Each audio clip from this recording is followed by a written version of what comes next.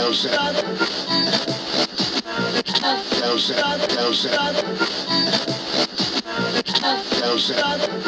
is the ATI Podcast.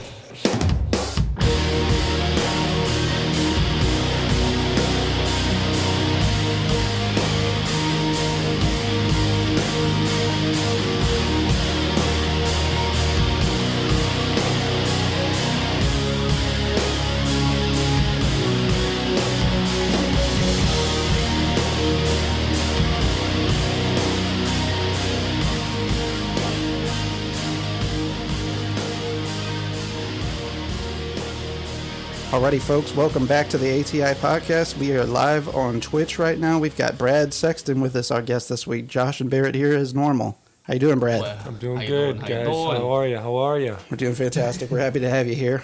You got to see a banger of a baseball game before you headed over this way. Yeah, it was great. It was a Cardinal comeback. Hell yeah.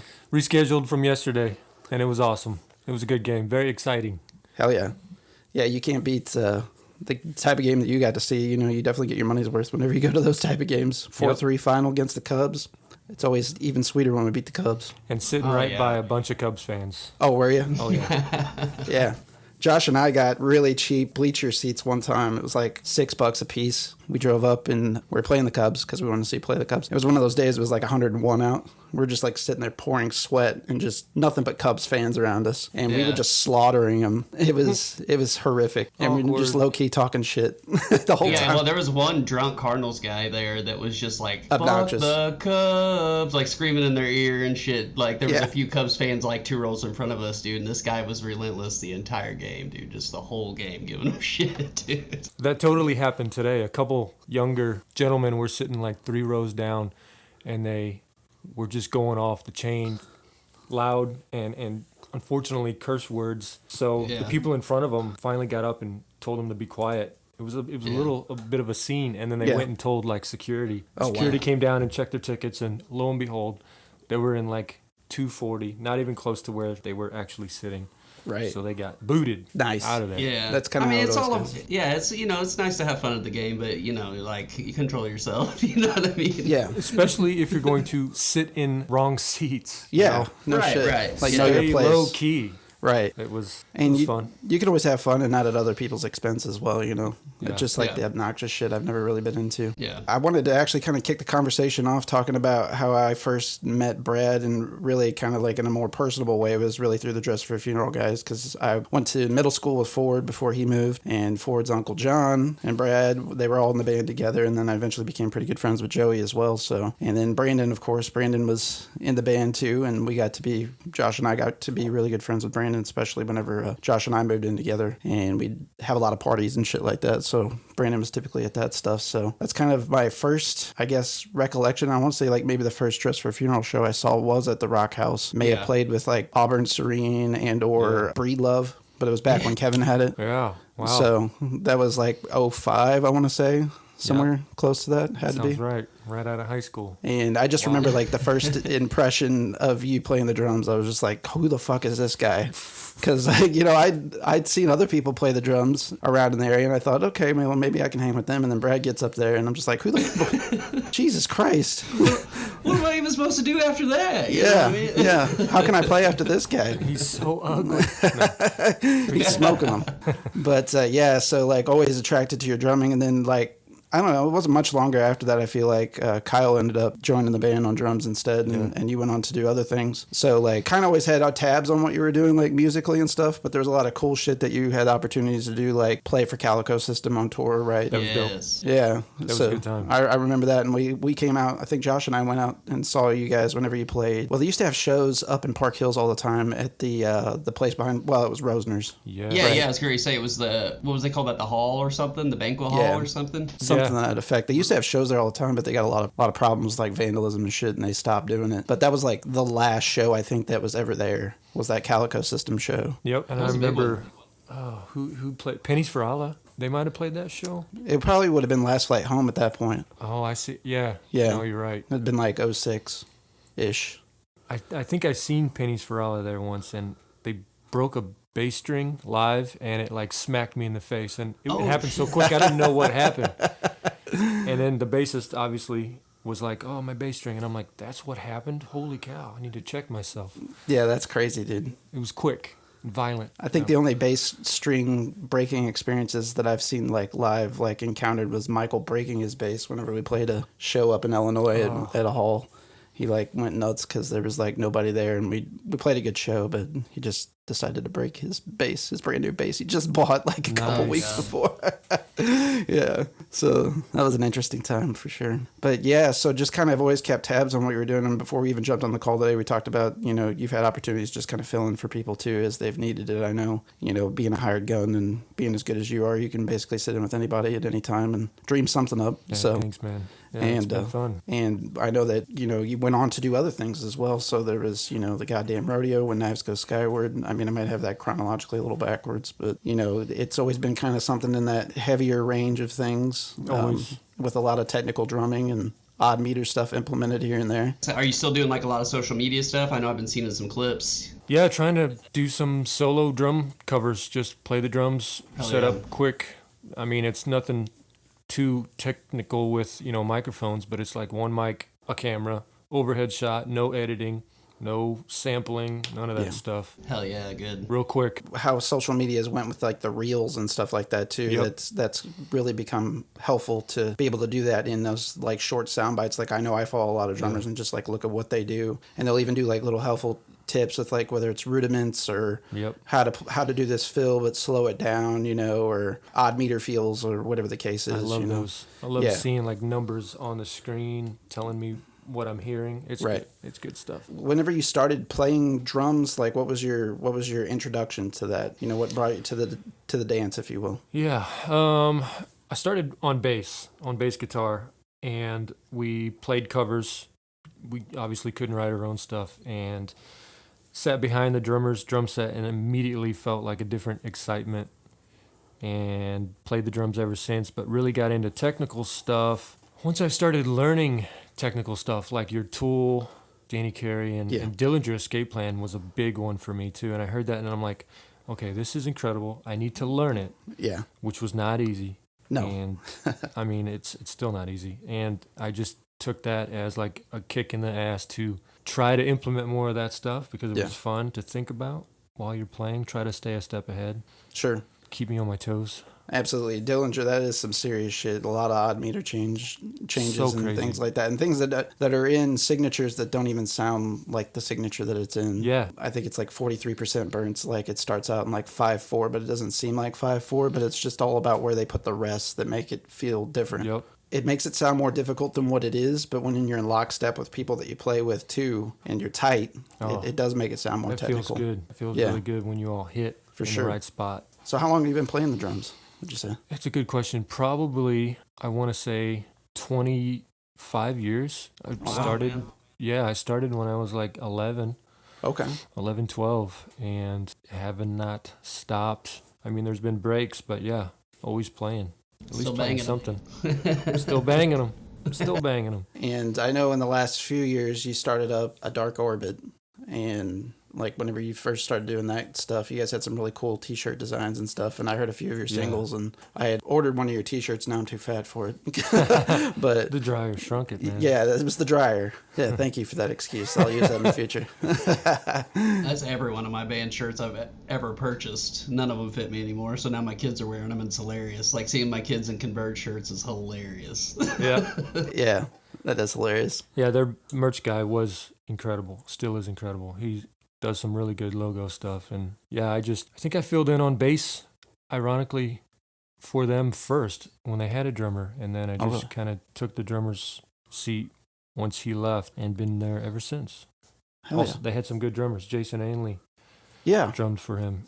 Okay, I didn't realize that's who drummed for him previously. He was good. Hell yeah. Yeah, he's a good drummer. And I know that you're trying to do some of your own solo stuff beyond the cover type stuff that we talked about earlier, but SUNDS, right? Yep. Yeah. Still trying to write stuff for that. It's like riffs that a Dark Orbit never uses, or we just set aside, or just stuff that I come up in my head. Try to record it, but man, it's so hard to record everything. I have like a voice memo section in my phone that's loaded with like 60 it's either tapping on something or it's me humming horribly what I want a riff to sound like, and then I try to print that on like, in Cubase, but Right. sometimes I just don't have enough time. Yeah, no, I know that struggle for real. Like a few years back, my wife, especially like COVID and stuff was going on and couldn't really play with anybody else. Yeah. She let me upgrade a lot of my equipment and I like started recording some of my own stuff. And it was going all right, but like finding the time, having three small children, it's like, I can imagine nearly that. impossible. And I can't imagine having a big boy job on top of it. Yeah. But yeah, time is always difficult. That's what was nice about actually being in band with people though, because it kind of like made you set aside the time. Mm-hmm. Like rehearsals at this time, so you had to practice at this time with everybody else. You had to make best use of your time, more cases than not. Definitely helps when you start realizing that you're kind of borrowing their time too. So you're like, oh, I can't let them down. It's kind of a responsibility for sure. Absolutely. And I know that obviously with like COVID and everything else, it kind of killed some of the live music experiences. Or big time. Is there anything in the works you feel like Dark Orbit's gonna start getting back out there? We have an album written and mostly recorded. I think we're waiting on a few post-production things, and then we'll try to want to play that out live somewhere, just release it all at once, play a few shows. Not sure if any tours would ever happen, but one of those expensive hobby things. Right. And it is recorded, and I listen back to it a lot. We just can't get it out in a timely manner. I think they all have kids except for me. So, yeah. Dad metal, 100%. Dad metal. I like it, for sure. With everything that you guys have recorded in this time, where did you guys record that at? Did you guys do it through a studio in particular? Did you track it yourself? Because I know in the past you recorded some of the bands that I was in and recorded other people's bands in the area. Yeah, definitely. Just tracked it at home. Cool. Another guy and I, we would exchange riffs and parts, and we have like a shared Dropbox folder we can pull and print everything to. And it worked out.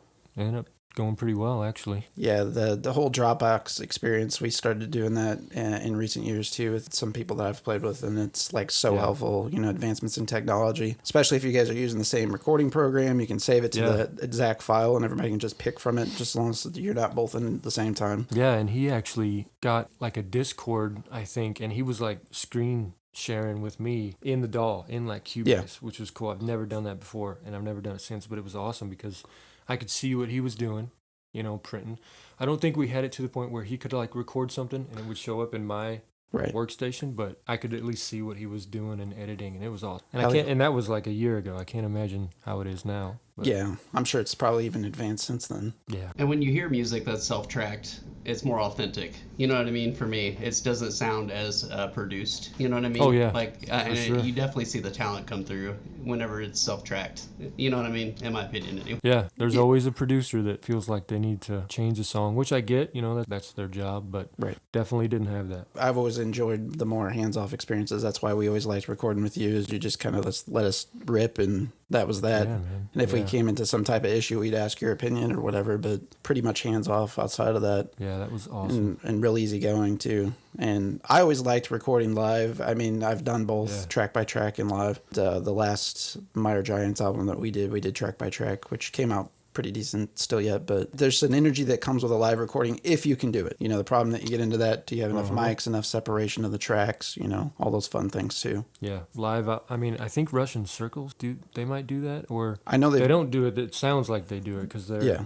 They got their own little feeling to them. It feels great. Sounds good to listen to. Especially if there's a lot of tempo changes and stuff like that. Sometimes it's a little bit easier to achieve that, and getting back to that chemistry conversation we had earlier, sometimes you can just look at a bandmate and know when something's coming, or if you need to get a little bit more aggressive or attack the beat a little bit quicker, or lay back more back in the pocket, or whatever the case is. Or even feed off each other, you know what I mean? Absolutely. Like if one person's amping up energy, I feel like they can make the rest of the band amp up too, you know what I mean? So yeah, like what you're saying is just being there with each other and sharing the energy is important too. Yep. If you can make it work, Right. And I would say there's certain genres that lend to that a little bit more so too, depending on what type of sound you're going for. Sure. Something that Josh and I always bonded over back in the day, and I think even whenever we came into the We Were Statues and Worlds recordings with you, I was like, we're kind of going for the live chariot thing, like, and you're like, all right, I can do that. Yeah, that was awesome. Yeah, so that was always a huge inspiration for me, like with heavier stuff. It was just kind of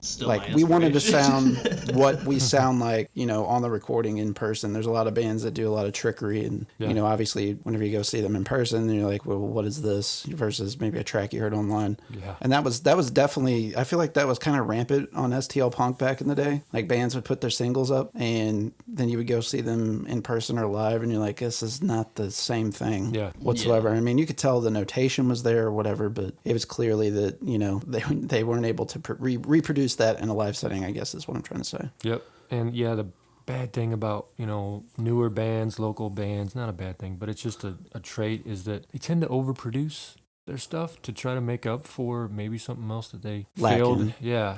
And you can tell they try to overproduce, because I definitely did it myself starting out in recording. I was like, I want to go straight to commercial sounding records, and you just can't do that. You can't do that from the get-go. No, it's definitely a process, and there's people that have been doing it for decades, too, that are still learning stuff. 100%. And a lot of it went with technology and stuff, but, you know, everything's digital nowadays, and even digital's gotten to the point that it almost replicates the analog feeling in many respects. Yeah. But not that I've had a ton of experience recording analog, but I still have a fondness for analog. Big time. You can definitely tell a difference in the final product. You know, like, I think Dave Grohl, like, he records all their stuff, or at least tracks it and everything. Mm-hmm. And they bought out that old sound studio, I forget the name of it, and used all the equipment from it. Sound City.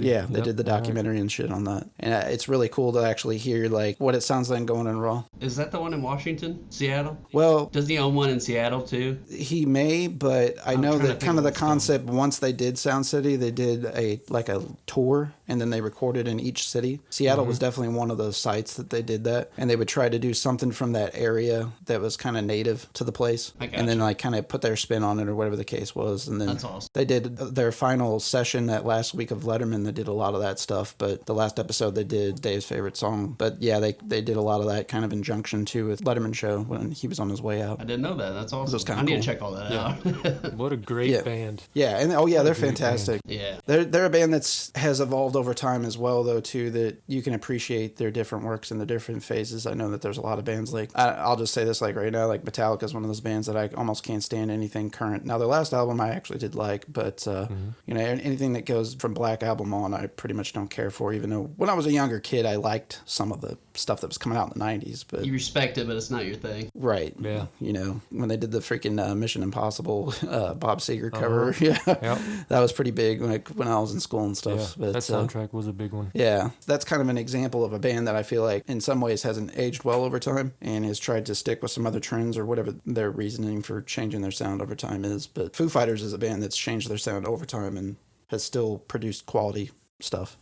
I know that a lot of the drummers that I look at too, you know, so I could pick out like a Dave Grohl, and I would go back to the Nirvana days because, you know, Nirvana got big when I started finding myself musically and things that I could like of my own and that sort of thing. So like Nevermind was a huge paradigm shift for me. I feel like. Was there any kind of records in your youth? I know you talked about Dillinger Escape Plan earlier, that, you know, there was drummers that you gravitated towards and you feel like really influenced you. Yeah, I mean, hearing Van Halen on the drums, especially that kind of flagship drum song. But yeah, hearing him and Dave Grohl and Nirvana for sure because of Dave Grohl. Right. And then Dillinger.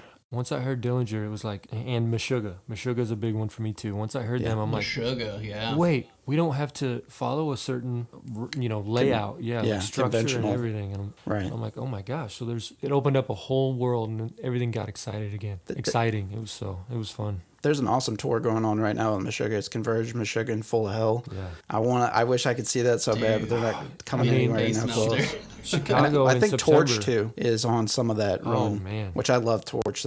But supposedly the lead singer's quitting after this tour or something. I read interesting. Which I find to be odd because there's no Torch. If he's not in the band, Steve Brooks, he was in like Floor. He's a phenomenal musician, but kind of odd that supposedly he's quitting after this tour. I wonder if they're playing in Chicago.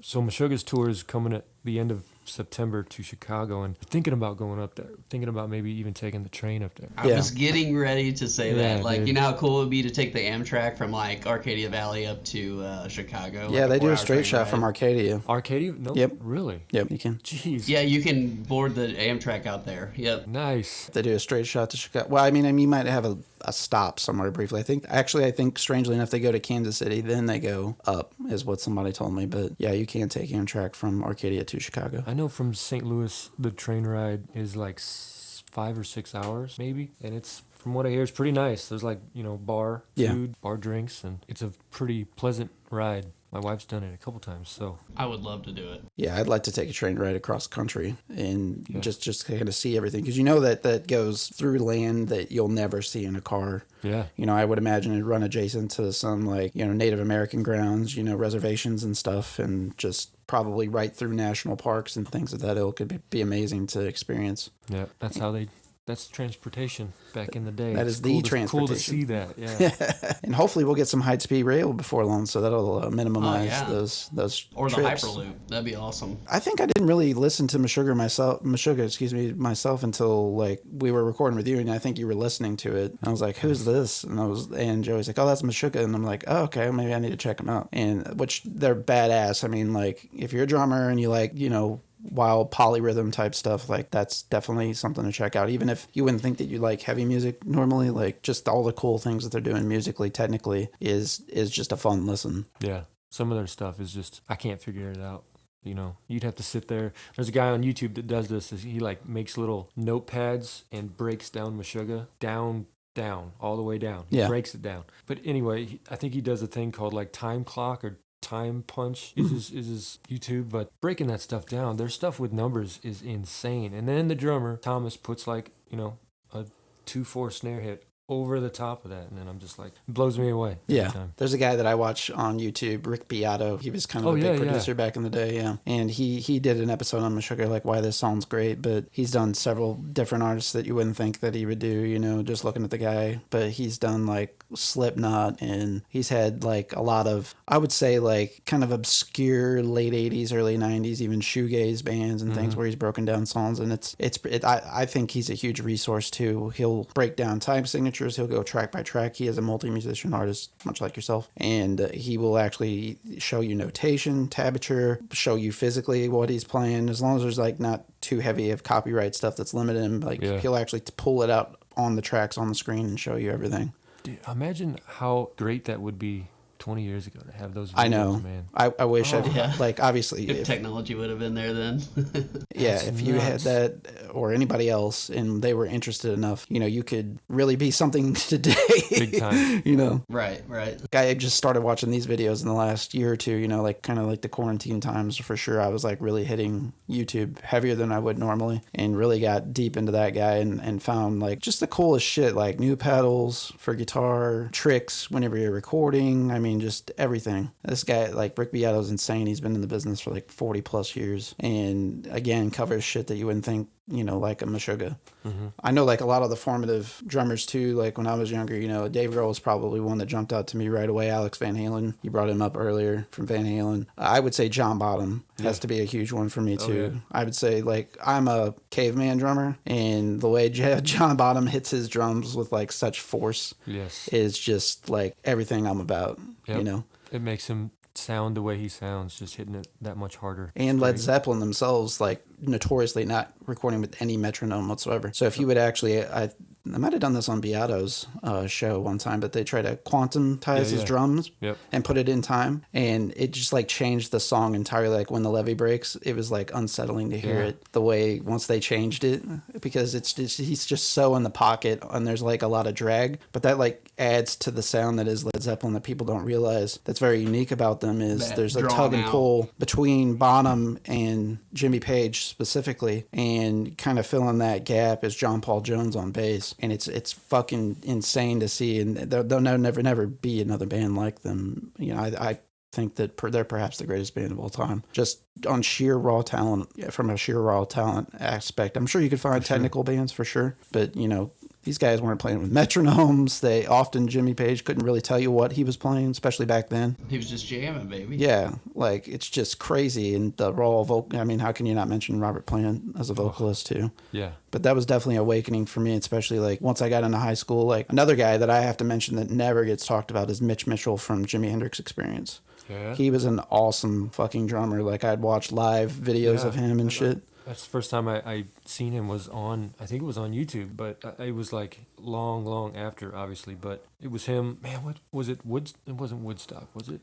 Could have been. They have like a really good camera angle that like you would see nowadays. But Right. I was like, oh, I could see the drums. I could watch what he's doing. Right. Yeah, I'm confident it probably was Woodstock. At that point, it was whatever. It was the Band of Gypsies. We're well on the verge of, I should say, because there's some like different instrumentalists being implemented, and that kind of became a part of his band. But I think it's Brian Cox was the name of his bassist, and Mitch Mitchell was just a technical wizard, you know. And I guess you have to mention people like Keith Moon to an extent. I think Ginger Baker is probably a little bit more influence some of my drumming, I guess, over the years. Not to say like I sound like him or anything, but it was definitely a drummer that I picked out. Like when I heard Cream, I'm like, this guy is definitely clearly one of the best drummers that's ever existed, you know. You can hear it. Like all the drummers that I tend to like, they have like a certain sound to their drum because of how they hit it, and you're like, oh, that's it's not just pleasing to hear, but it's like impressive on an artistic level. Like you hear how they hit it. Some guys do rim shots, some guys don't. It doesn't matter either way, but that changes, you know, sound obviously. But a lot of drummers like Chad Sexton from 311 hits his snare like a rim shot every time. It sounds like it's so close to the edge. It's so pingy. You know it's him whenever you hear it. So I actually do, especially back whenever we played Worlds and stuff, I would actually hit some of the rim whenever I would play on purpose. And that's from years of practicing the 311 stuff. Like they were my favorite band from like 3rd grade to probably 8th grade. It was just a band that I discovered on my own that I loved. You know, like I had the Blue Alien merchandise all over and stickers and shit back in the day. I went to a thrift store that they have in Arcadia. Well, actually, it's the church puts this big like thrift sale on, the Catholic church in downtown, and like I guess somebody's like mom or grandma made them get rid of all their 311 shit. So I just like hoarded all of it. Like I got several albums and T-shirts and shit. It was phenomenal. You know, so I was like, oh shit, I finally get my hands on this. And I probably wore that 311 shirt that I had until it was yellow with pit stains and everything else. Yep. And the dryer would have shrunk it by now. Yeah. Oh yeah, for sure. Yeah, the dryer definitely would have shrunk it. That's another thing too with 311 in particular. As technology advanced over time too, kind of one of the more popular drum solos that you could get off of Napster was Chad Sexton. Yes. Yeah, him and Tony Royster Jr. was another one that was really popular. You could get drum solos for. Dude, when he was a kid, he couldn't even barely touch the pedals, and he was killing it. Yeah. Still kills it. I think, in fact, that recording that was very popular on Napster that went around of his, I know he was no younger than 10. I think he was 11 or 12, actually, on that recording, which is insane. I actually follow him on Instagram nowadays, and he still does, you know, session work and stuff, but he's jacked to the gills now. He's insane. Yeah, I think last I saw him play on YouTube, maybe it was like him playing for Jay-Z. Yeah. He's the backing drummer. I know he's played for several different rap artists. I think he did. Which is crazy. A Kendrick performance at one of the Grammys. So I know he's like done some like, you know, pretty out there artists still yet today. That's awesome. But to call him an influence, for me in particular, I think it would be not so accurate. I definitely listened to him and admired his craftsmanship. And I mean, I think he might actually be the same age as me. So I, you know, 35-ish, or got to be close to it. Yep. And that dude's a lifetime ahead of anything that I will ever do. That's fine. I admit it. You know, it's like, it's just the talent is insane. Yeah, He's incredible. He's such a huge drum set, and he plays all of it. Yeah. Anytime you see somebody with a huge drum set, you're like, okay, you better play all of it. That's right. And he definitely does. Like your Neil Peart? Well, Neil Peart did play all of his, for sure. Yeah. That's what I'm saying. He had a huge set that he would take full advantage of. Yeah. And unfortunately, he died, you know, not too long ago, but he was a drummer that I came to respect a little bit more so later on in my life. It's because there was always like this weird discussion, at least in the drum culture, I'll say, who's better, Neil Peart or John Bonham? And of course, me being a John Bonham loyalist, I was just like, fuck Neil Peart constantly, you know, just for that reason. No other reason. Just feeling like I needed to be loyal to John Bonham, but it's hard to say like who's the greatest drummer of all time because back to your point, Brad, a lot of people, I should say, have a unique sound. How they attack the drums, the volume that they play with, what styling they're going for. Yeah, I mean, obviously, choices of drums, sizing of drums, that impacts your sound. Yeah, whether they play too much or play too little, and how it affects the rest, or like the song as a whole, which is a big important part about, you know, playing the drums is definitely when not to play them too. So right. Absolutely. That's another thing too that can definitely stand out right away too, is if you're going to see a band and you see the musicianship, but you know somebody's hot dogging especially like a drummer that's got to play like fills every 30 seconds or something like that. That's something that's always stuck out to me like a sore thumb. It's like, okay, yeah, clearly you're great. You probably practice in front of a mirror like 4 times a day, and you do that same fill over and over, right? And that's nice, but let's learn some dynamics, and let's learn how to be a bandmate and a decent human being. A lot of that comes with maturity though too. Like admittedly, I think I was like 18. I was like, oh, to be a good drummer you have to have a drum rack. So I went and bought a drum rack, thinking like that was totally necessary. And then once I started gigging out all the time, I was like, this is totally impractical to like set this up, and then I just look like a fucking asshole every time I go to set up. Cannot fit a drum rack in my trunk. Yeah. Why do I need this? Absolutely. Yeah. And I had like a little crummy like Ford Escort ZX2 at the time that I could barely fit my drum set in as it was anyways. Love shipping drums around. One of the most inconvenient instruments, period. Absolutely. Remember the band, the worst. You have to be the first to set up, and you're always the last to break down. Mm-hmm.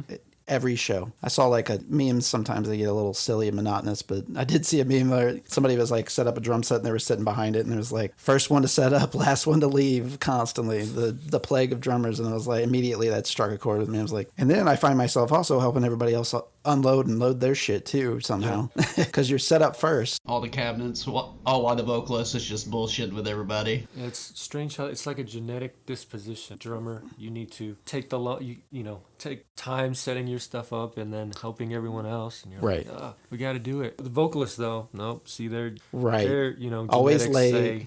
I got to go take this phone call. Yeah, absolutely. Yeah, whenever we had Marcus Newstead back on the show about 10 weeks or so ago, he was starting to make a point, that he didn't see himself in a band with just strictly a vocalist in the future, just because of, I think it was mostly to do with like the dynamics of exactly what you're just talking about right now. Yeah. And there's been a few instances where we just had vocalists in our band, and that is kind of a part of the band dynamic that can get a little bit strained at times, is everybody like putting forth the same amount of effort. Like that's definitely a piece of advice that I can't encourage anybody enough that wants to start a band or anything like that might subsequently be hearing this right now, is regardless if you're singing and writing all the lyrics or whatever the case is, offer to pull your weight in the band any opportunity that you can get, for sure.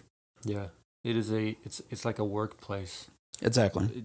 And that's the goal, honestly, is for it to be your work. And you definitely have to all be on the same page. But yeah, definitely I want to encourage anybody that's, wanting to start up a band, definitely pull your weight. Back to your point. I could never deal with somebody in the band like, that's the problem I had over the years with bandmates, was like, oh, you're making it work. It's not, you're not making it fun. It's like, well, you got to be serious. You got to strap down. There is work to be done here. If ultimately the goal is, yes, I want to be a musician, and this needs to be my way of life, or whatever the situation is. It's not a license to be an asshole, but, at the same time, back to the earlier conversation, make best use of your time.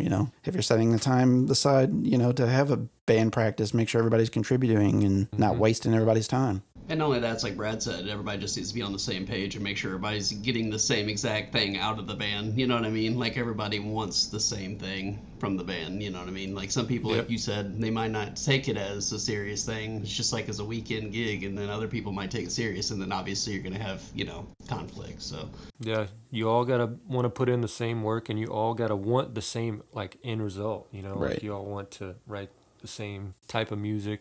That way your stuff is all gel at the end. This is Barrett from the ATI Podcast. Each week, Josh and I discuss current events, pop culture, music, TV, movies, politics, sports. Nothing is out of bounds. You can also tune in to learn about rising artists, small businesses. Whether it's music, graphic design, filmmaking, or even a brick-and-mortar mom-and-pop shop, we will be spotlighting folks and their endeavors. Listen to us on Spotify, Apple Podcasts, Google Podcasts, Amazon Music, Anchor, or anywhere you enjoy your podcasts. Just search ATI Podcast. We would like to thank you for your continued support, and as always, please stay safe out there. I know you've been in quite a few different bands, Brad, so you've had a lot of opportunity to find chemistry with various people. Who are some of the, not to say anybody else was shitty, but who are some of the more better musicians you feel like, even on a chemistry basis, that you played with over time? So many badass musicians, man. That's like the biggest inspiration too, is playing with somebody that you just groove, you're on the same level. But I mean, it started John McCarver and Joey from the get-go. John on bass can like follow the kick and then do his own thing, and Joey just, you know, goes off the chain writing these riffs that you would never come up with. So jamming with them, and they were all pretty technical too. Like they were both into all those odd meters. Yeah. Big time. So that was cool. And then Josh Travis came along, and we just, since he's a drummer, we like gelled instantly. Right away, like on first meet, and jammed for a while. But yeah, I mean, everyone really has been great. Josh is an insane guitarist as well, yeah. Next level. I saw you just tag him the other day on Instagram, so then I started following him because I didn't realize, I mean, everybody has an Instagram. I should have thought better.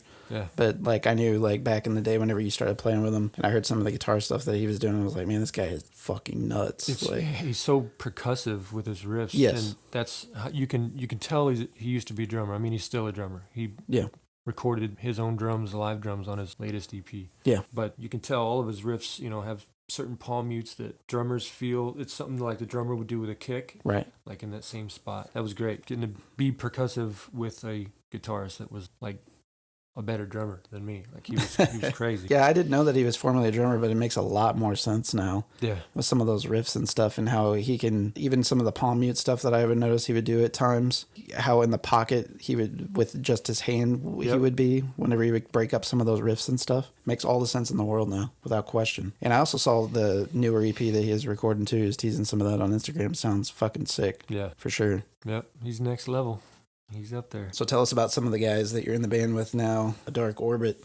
Also, fantastic. John and Keith on the guitars. We don't have a bassist right now, but Chad Capper on vocals, who's also killing it with Frontier. Yeah.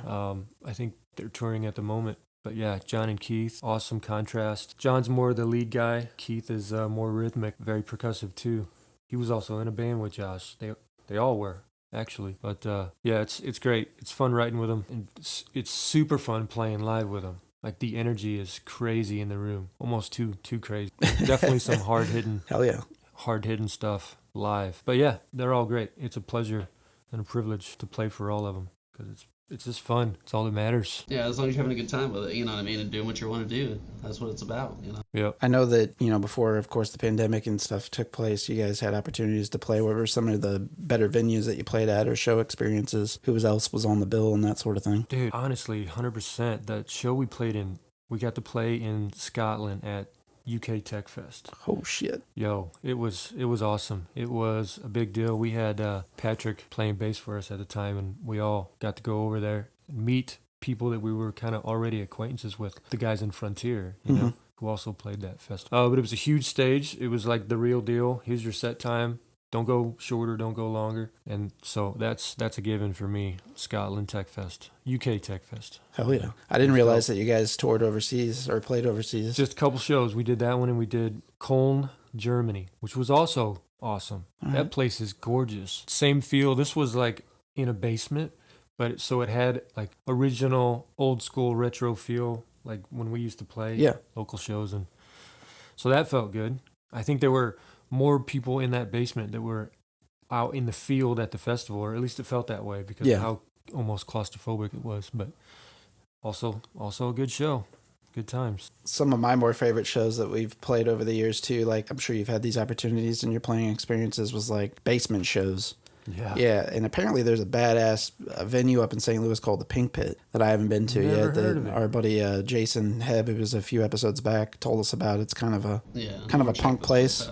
Mostly like punk, old hardcore, like 80s hardcore type stuff, like, you know, people that are inspired by like Black Flag and Bad Brains and shit like that. Nice. But apparently they'll even do like DJ sets down there and just like a lot of really cool shit, and apparently it's fucking wild down there. So I feel like I gotta check it out, and I think it's somewhere near U City or something of that effect, maybe like Cherokee or somewhere. But the Pink Pit apparently is a place to hit up. But there used to be a place originally it was called the Error House, but then it became the Terror House in Champaign, Illinois. That was an awesome place to play. A lot of heavy bands typically played there. Old buddy Nathan, who was on the show a while back too, he ran that and had his own distro and shit. So a lot of the music that Brad recorded for us back in the day were on those compilations that he would put together, whether it was We Were Statues or the later iteration Worlds. And like, you know, so Brad's work, I even got out there through those people and those channels and stuff. So, right. You know, those basement shows just had a kind of different type of energy. Like usually the walls were sweating and just like people were going nuts, especially like at a heavy show like that, you know. It just like the energy was always insane, and it was hard not to feed off of it as a band. The old Creepy too, it was pretty tiny, and man, they packed some pretty heavy punchers into the Creepy Crawl, and they would get outrageous sometimes. Yeah. Yeah, for sure. Yeah. Yo, I remember watching Shun there. Yeah. Once. And man, their live show, that's like one of the few Creepy Crawl moments that I actually remember. I have a large few blank spots in my brain. I hear it. But seeing Shun there was incredible, and everyone's hugged to like the left side of it, and the stage is like a table. Yeah, so, right. Man, that was a good show. Yeah, that place, it was hard not, like the energy in there could get very infectious too. I saw Fall of Troy there.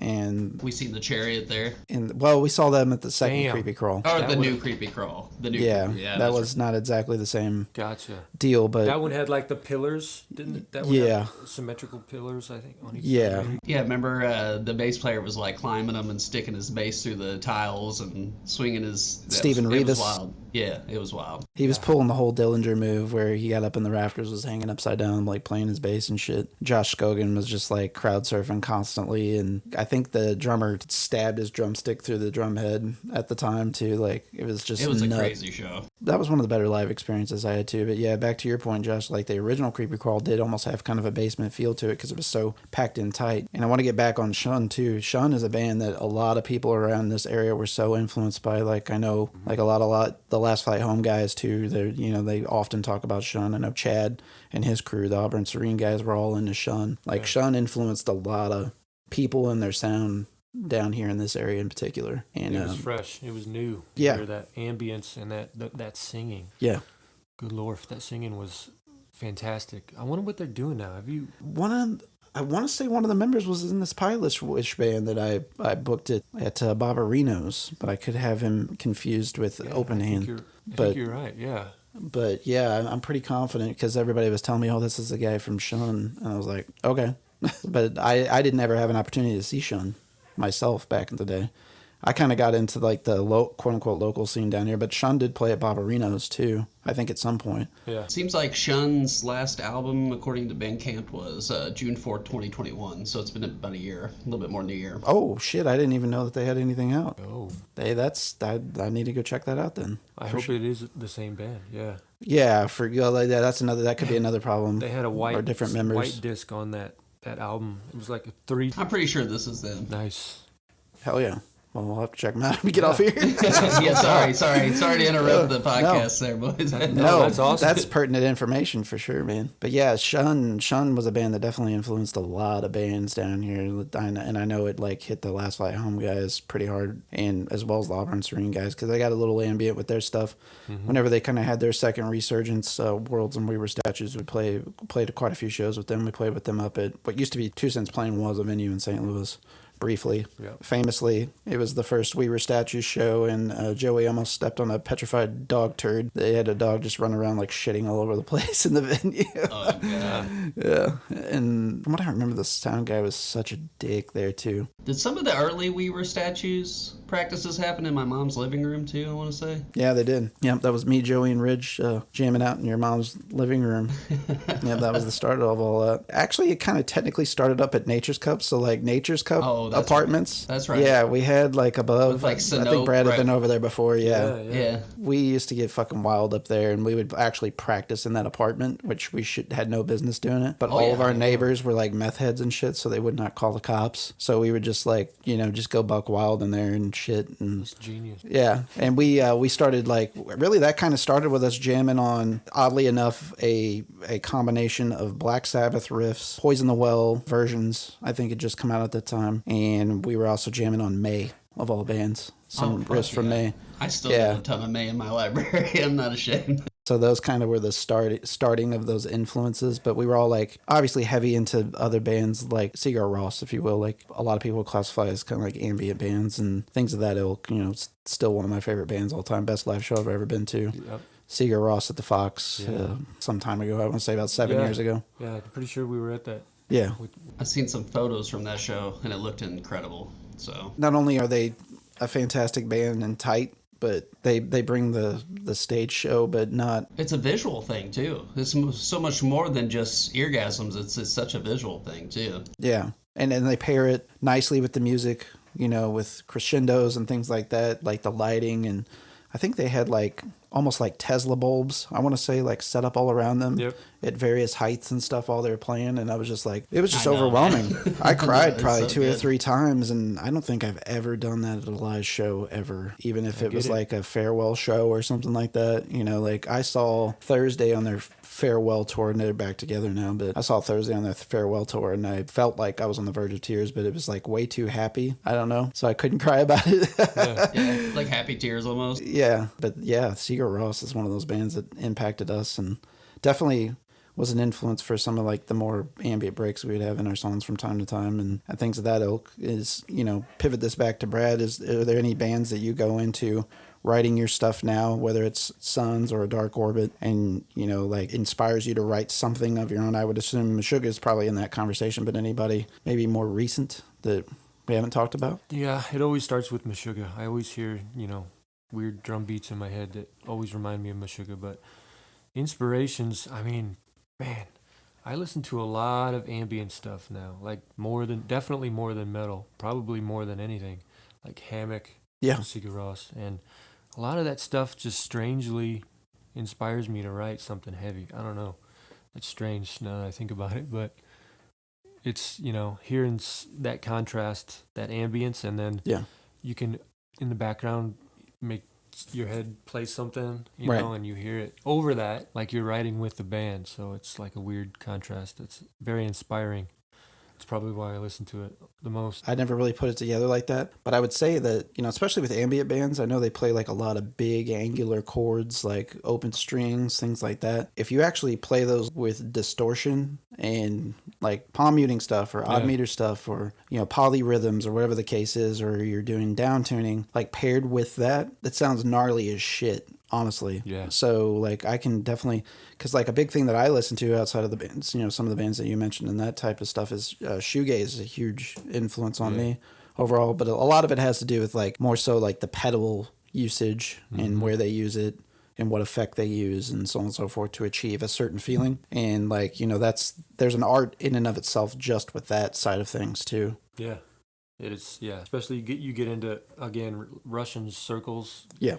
Their pedal game is tight, or his pedal game, because he'll loop like a chord progression, and they don't backtrack. Like he'll loop it, and then start building on that. That's so incredible. Another band, Minus the Bear, which has some of the same members, does the same thing. Pelican is another band that does a lot of that as well. Pelican's one that I absolutely love. I've been fortunate enough to see This Will Destroy You. Another awesome band that does that. Yeah. You know, they're fucking good as shit. You know, so they kind of get back into some of that ambient bands that are really good. You know, Mogwai is another one that I like a lot. Man, yeah. Haven't heard them in a bit. Yeah, Mogwai's still doing it and doing it great.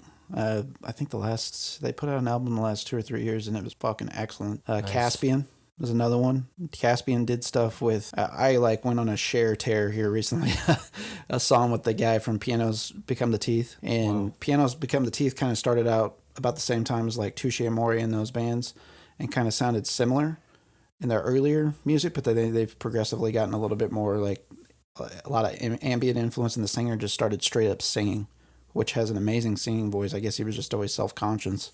Yeah. But like with the Caspian song that he sang on, like I think it's one of the best songs that's come out in the last 2 or 3 years. It's fucking incredible. Their album On Circles, I think that's my favorite album of the year. That it was like 2021. Yeah, I can't think of an album that I like more. That one's like perfect to me. Yeah, it's crazy. And it's like recorded well, mixed well. Like it hits you in all the right feels in the right places too. It's incredible. But Piano's Become the Teeth, that's another band that's got an album coming out here soon too that I've heard a few singles off of that sounds excellent. And it's odd, again, oddly, this gets back into that other discussion how bands have changed their sound over time. Are you as a musician, are you married to a particular sound? Is that something you're always going into whenever you're writing, whenever you're perfecting the craft? Like, oh, I gotta be married to this sound? Or are you kind of free game? Yeah, I'm usually free game. Like, I'll hear the riff, I'll go record it, try to make a beat, program the drums, and then I might stay on that path of the song, but then I might hear this ambient chord in my head and want to go record that too. I just got a lot of crap going on in my head and try to record as much as possible. It's like a curse. I know. Well, another thing too that you can kind of get, I find myself doing this, so I'm going to speak from personal experience. You can get kind of like Brian Wilson-esque or like the Jim Morrison comparison. If you ever saw the Doors movie back in the day with Val Kilmer, where you like drive yourself mad with being in the studio. Even Jimi Hendrix famously did this in Electric Ladyland, where he didn't like the performances of the other artists. So like he went in and recorded the tracks by himself on like 90% of everything is just Jimi Hendrix playing all the instruments. Mm-hmm. Like it can get maddening, quite frankly, if you're doing everything yourself and just like this one little part you don't like. Like I've been guilty of just like, I'm going to delete this whole fucking thing because it's just not, but it's really over just like one part usually, especially if it's the drums. I get really frustrated because it's like my first my first love, if you will, or my primary instrument. But yeah, like I can definitely relate to that. It's like it's overwhelming sometimes, some of the ideas that you can get, especially if you're a real creative person. You got any tips for reeling it in? I make sure you always have a place to record them. Like my voice memos is loaded with stuff that humming and like finger tapping mostly. Yeah. But yeah, record it. Otherwise that shit goes. Oh, I know. Goes away. Yeah, I had like at one time I had like 10 different voice memos. I'd be very good about going to get an acoustic guitar and just like, oh, I came up with this riff idea and I would just do it on an acoustic guitar. Like naturally, that's not what's going to be the finished product. Yep. However, then like if too much time went by, I'd be like, how the hell did I play this chord? Like, maybe I added like a seventh in there or a ninth or something odd, underlined to just add a little bit more, twang to a chord or whatever the case is. It's like, then I can't find it. And then that's a new aggravation. Yeah.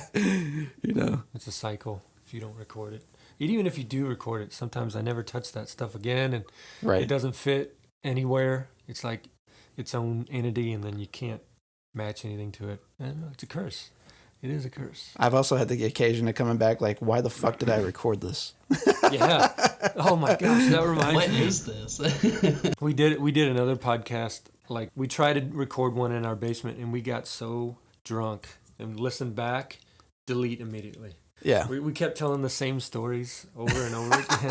Dude, it was me and Patrick Hale, ADO's old bassist, and my buddy Jesse Karen, and we just wanted to talk shit, and we've never done a podcast. It was like a home studio thing, and then we listened the next day, or I did, and I was like, delete.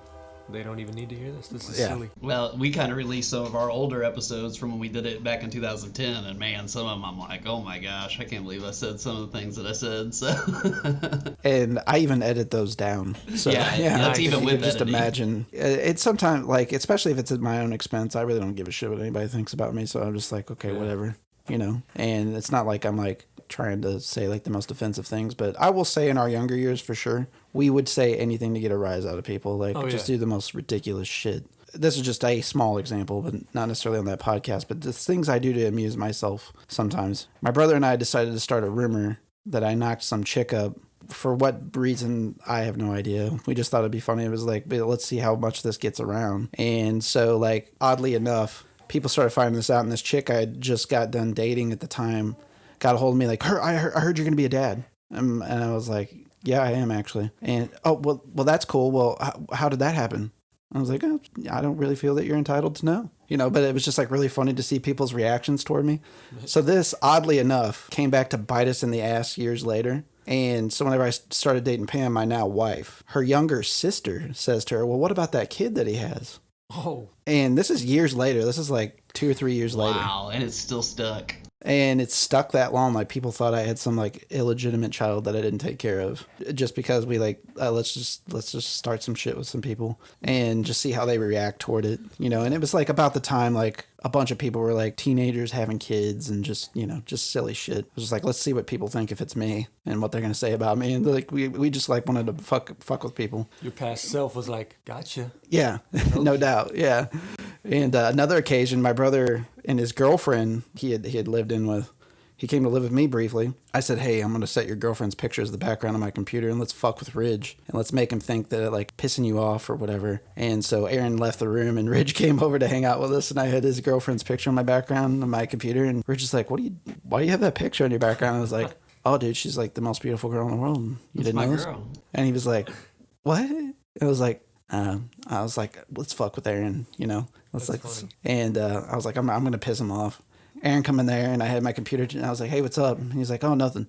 And I slid my computer around. I was like, hey, you want to check your email or something right now? And he saw his girlfriend's picture in the background. He immediately like blew up. And Ridge never saw Aaron get mad before. And so he started talking shit. And I was like, I started walking him like I was like trying to talk him down. Like, oh, dude, you don't need to be like, it's all right. You know, she's just fucking hot. You can't blame me.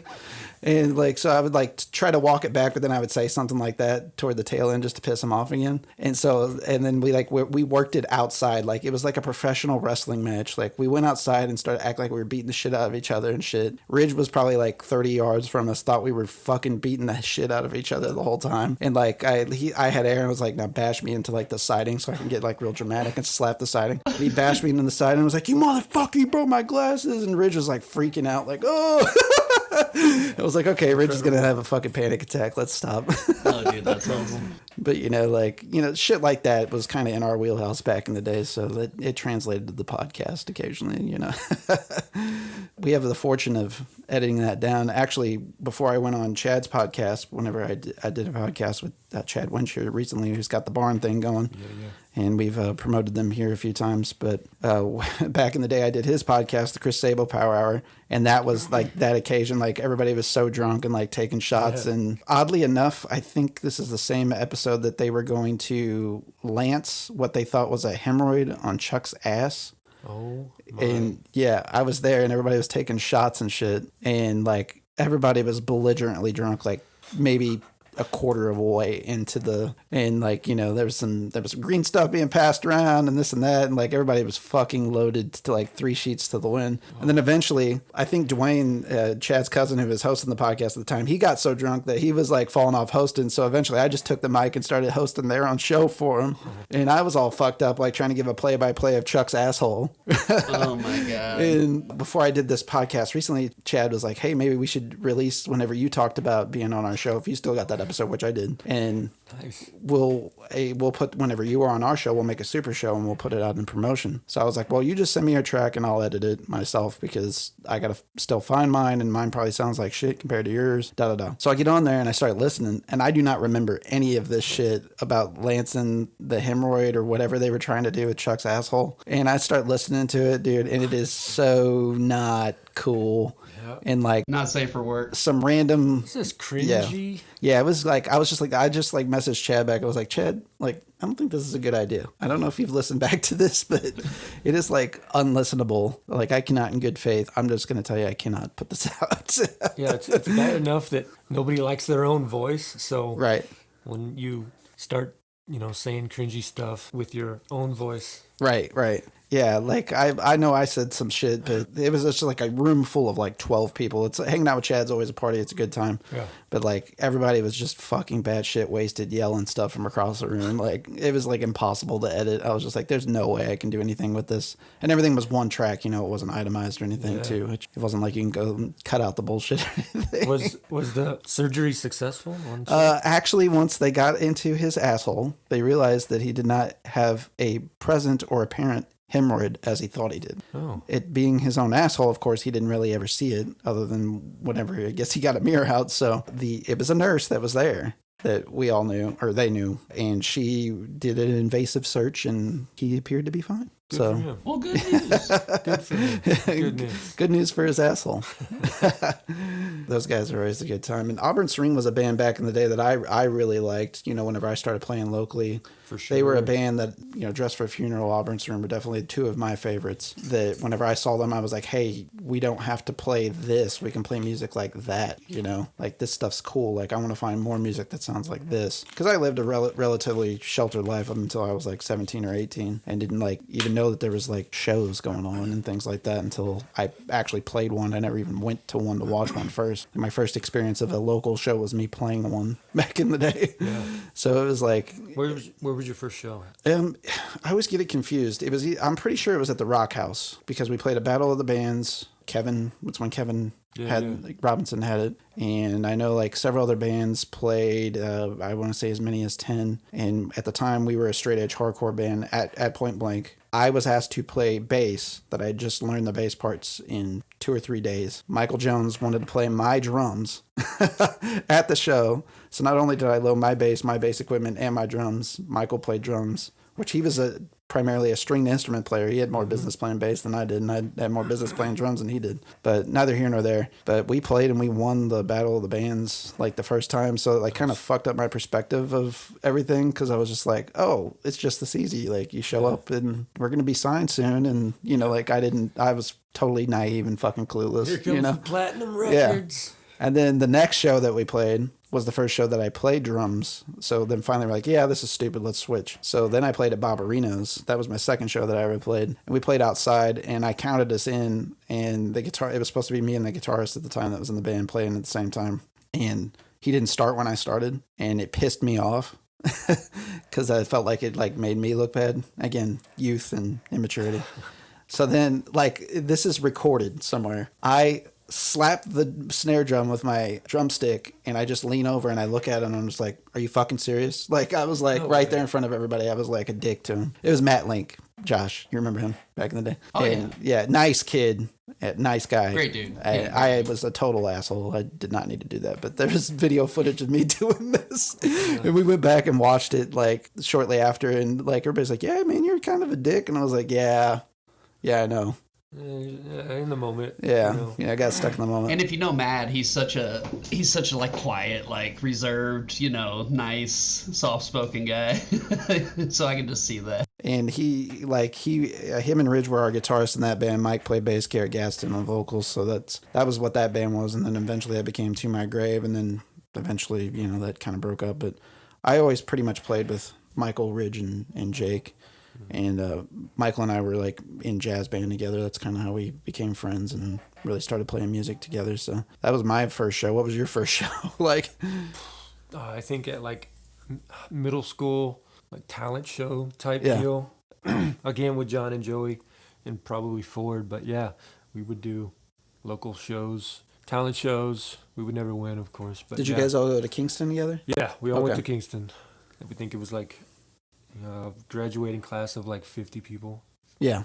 which is crazy. I'm surprised it was that many because I know that I knew a few people that graduated from Kingston outside of you guys, and I want to say their classes were like 35 maybe. Yeah. Yeah, they were pretty small. I mean, AV's not big, that like, you know, much bigger anyways. Like, it's pretty popular in AV. Like, people move down there with young families, but then they move to these bigger towns. AV, whenever I started school there, it was like 100 kids in kindergarten in those classes. But then as time went on, people moved off, break off. And like, I think my graduating class was like 76, so not much bigger than Kingston itself. I went to Farmington. It was huge. So it just keeps getting bigger every year. Yeah, you guys had something like well over 150 people in your graduating class, right? I think so, yeah. I don't remember the exact number, but yeah, it was quite a few of us. Yeah, North County's usually pretty close to that themselves too, and I think Central's kind of the third biggest right behind that, Park Hills. But yeah, so smaller schools sometimes don't lend you the opportunity to like meet other musicians that you can play. Well, I mean, you can, and there are people that know cowboy chords and things like that, but it's a little bit different whenever you get to that point that you're writing your own music. You know, playing something a little bit more advanced or technical. You're pretty fortunate to run into those guys down in Kingston for sure. Yeah. Because I can speak to it. They're all phenomenal musicians as well. Yeah, definitely. Made me practice myself, you know. Yeah. Playing with somebody on that level. makes you try to step up, which never happens, of course, but you always got to try. Ford was, I would definitely say, like from 6th to 8th grade, while he lived at AV, he was my best friend, and like he exposed me to so much shit that I never experienced. But a lot of that was because of John was sharing stuff with him. So like whenever Slipknot Iowa came out, I was like, holy shit, what is this? I never heard anything like this before in my life. Yep. You know, so like that was a huge, like, again, a paradigm shift in my music listening. Was like, you know, I'd never heard anything like that. And then that led me to other bands like Mushroom Head and, you know, stuff like that that kind of came out and blew up about the same time. Mudvayne, yeah, for sure. Dig. Firing back up. I think they're touring right now. Yeah, they were on that Rob Zombie tour. That's right. Yeah, did they just come through St. Louis? I think my father-in-law went to that show, actually. Week before last, I think it was. It was like that day it got to like 101. And it was at the Verizon. They had Static X and Power Man 5000 with them also. I saw videos of the Mudvayne performance, and it was rough. It was bad. Like, they did not look to be doing well. I wonder how old they are. I think they're probably in their 50s. They got to be pushing it. I mean, they're not as old as Rob, but they're kind of like right behind that. And then they have a song called Falling Down. And the lead singer fell off the stage last week while doing the song. He fell down. Genius. It's called stage art. Performance art, guys. Yeah. They're all in their low 50s.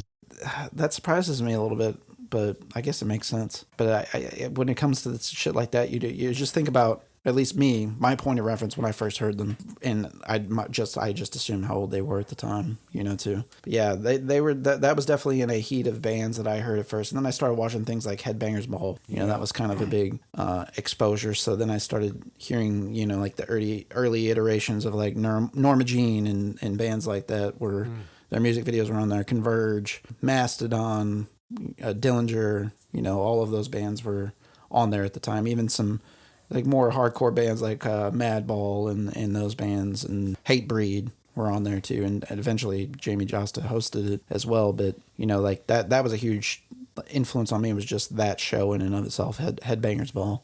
Yep. Do you remember 104.1 Extreme radio station by chance? I don't. I think that's... I remember 93.3X. Remember 93.3X? Yeah, that was a good one. That was more like alternative. Yeah. But, you know, Modest Mouse, stuff like that. But that was a good one too. For some reason, I don't remember that one. Where I would often find stuff occasionally is whenever they would do like the St. Louis public radio station. And they like DJ sets would have like, let's say, an hour block of programming.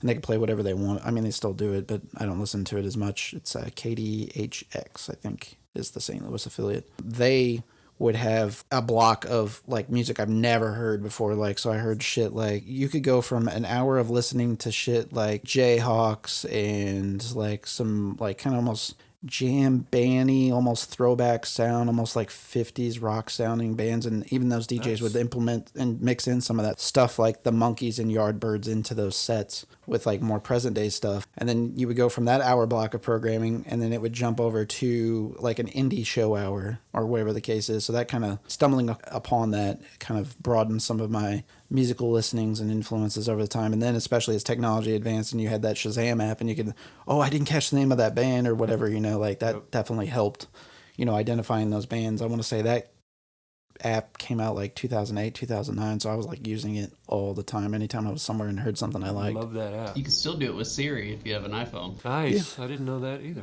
You can say, hey Siri, what song is this? And she'll say, I'm listening, and then she'll give you the title and the artist. Nice. I've been using Shazam for so long, I just have it I just did it on I was watching a YouTube thing, and they didn't have in the description that like the music, it was like a nature hike with a drone type video, but I was like, oh man, what music is this? And I Shazammed it, and it went right to the artist, pulled it up in my iTunes and right to that song, and I was like, this is incredible. Immediately get it. I don't know why it didn't have the title of the artist in the description, but it was a good video. A lot of that is just editing errors by people, you know, like you can get in trouble too, like if you don't accredit people, even if it's you're just using it for, you know, miscellaneous recreational type videos or whatever the case is. That's kind of where we, with our show too, we try to only use music for the artists that we've got explicit permission from, or, you know, if they're on our show promoting their work, which, I mean, it benefits everybody involved too, you know. We've had opportunities to make some connections with some bands that, you know, I don't think otherwise we would have. There's a really badass hardcore band out on the West Coast that's starting to blow up, Spy, and they're fucking dope. They are so good. They just played that huge ass festival out there in LA, and I reached out to them not expecting to hear anything back because we did our Roe v. Wade episode, and they had a song in particular that was just like pretty, you know, like anti-establishment, anti-government, pretty common themes obviously for hardcore music, lyrics and that sort of stuff. And we were like, let's just send them a message and see if they'll let us use their music. And they were like, it got right back to us, and they were like, yeah, absolutely, we're happy to hear like it influenced you guys that much and felt like, you know, it would strike a chord with your audience. Absolutely, by all means, use it. And how can we not mention, you know, Cloud Kicker? That guy is fucking awesome. I started DMing him. I was like, hey, can we use your music for our show open? He's like, absolutely, please do. Yeah, he was really cool about it. Just like put me in your credits all the time. Very nice. So like, and that's a guy that I've been listening to for a long time. Yeah. Intronaut was one of my favorite bands for a while too. Another band, awesome drummer. Yeah. Initially Danny Walker, and a lot of odd meter stuff. They get a little jammy, even though they're heavy, fretless bass. You know, that was a huge influence in some of the bands that I was into. Was Intronaut in particular.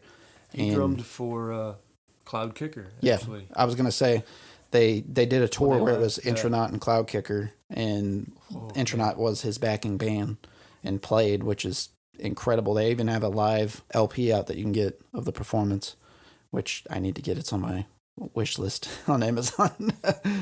Wife, if you hear this. Yeah, check that wish list, girl. Yeah, for sure. Cloud Kicker, that's a guy that I have a huge amount of respect for, because he's a guy, back to some of the themes we've been talking about, records everything himself. Yeah. Tracks it all, records all that, does all the instruments. And in the past, he programmed drums, but now he's actually, during quarantine and stuff, taught himself how to play drums, and he's put up videos of himself playing drum sets and stuff. And the guy's like, it's insane, just raw talent that's there, how good he is. He's excellent. Yep. A lot of good music that we've been dropping here. If you haven't checked it out, it's definitely worth a listen at the very least. Hey, this is Josh from ATI Podcast. For show updates and news about the podcast, follow us on social media. You can follow us on Facebook at facebook.com/ATI Podcast 22, on Twitter at podcast_ATI, on Instagram at the ATI Podcast, on TikTok at ATI Podcast. DMs are always welcome. Have a question for the show? You can always email us at atipodcastquestions@gmail.com. Stay safe out there. When it gets to drumming in particular, you know, everybody has their things that they love, products that they love, maybe a certain drum manufacturer, cymbals, whatever the case is. So talk to us about your setup, kind of what you like to go for, some of your more favorite toys that you have. Yeah, man. So I recently actually just acquired a new kit, Ludwig, classic maple custom, and it's incredible. It's like a dream kit. Yeah. And I got the 13, 16, and the 18 floor, so it's, similar to that bottom drum size, and then the bass drum's like 24. It's the biggest kick drum I've ever had. Yeah. And it feels so good. It sounds good, but it feels good. Like you get that rebound. Yeah. And then I actually picked up Wuhan cymbals too, which are kind of not notorious, but known for their chinas. Yeah. They have like a full line of cymbals, and they're actually very impressive. I honestly bought them with that Wuhan China, kind of cheaper cymbal thing. Right. I was impressed. So yeah, they've kind of blown up over the last decade or so, I would say. I was going to say, I've seen them in several music videos and stuff. I've seen people use them. Yeah. I mean, they have I think they are more popular for gongs, like chinas and gongs and, stuff like that. More items of the Orient was kind of initially what they produced and was available in like music magazines like the gongs and the chinas. But now they've got a full run of cymbals that I've noticed in the quality. And they used to be real cheap, but I think people have caught on to them now, and the prices started to drive up, back to that supply and demand fun shit that they like to do to all of us striving musicians. Minions. So we've got a Ludwig kick, we've got Wuhan cymbals. What kind of pedals and hardware? Tama Speed Cobra, double pedal for sure. Oh, yeah. Right foot. And it's got the red wood Danmar beaters on them. Okay. Kind of heavy. Yeah. I like kind of a heavier beater. And then I try to stick with DW hardware just because I find that it's made the best. It lasts long. It's got all those little lug locks on top of the locks. So Absolutely. that's it. Yeah, I used to be a Gibraltar guy, but then I started to get some DW stuff, which Gibraltar still has good stuff, but they started making some kind of more economic line stuff.